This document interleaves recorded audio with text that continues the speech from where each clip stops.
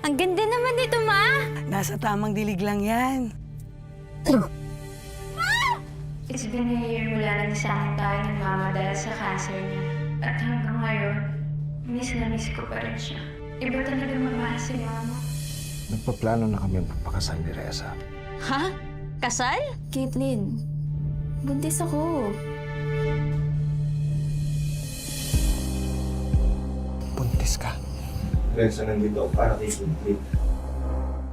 Alam mo namang mahal na mahal si Caitlyn. Kate, bigyan mo lang ako ng chance. Ito ba yung bagong hardinero? Kaya po, Ocho, sasaktan daw po sila pag nakikipagtalik sila sa akin, ma'am. Malaki daw po kasi.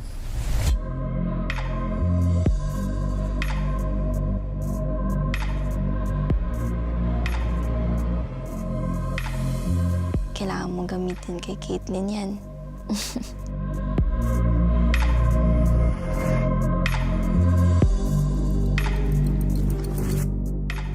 Kailangan mo ba kayo?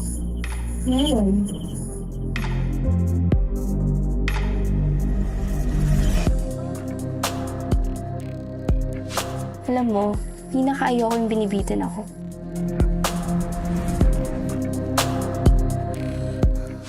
Good boy.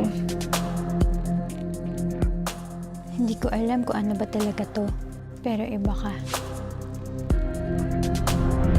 May malaki ako. Pasabog!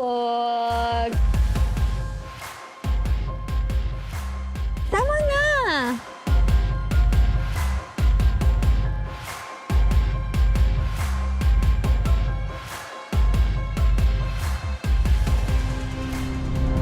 Alagaan mo mabuti tong garden na to, ha? Madali lang naman po mag-alaga ng halaman. Nasa tamang dilig lang po.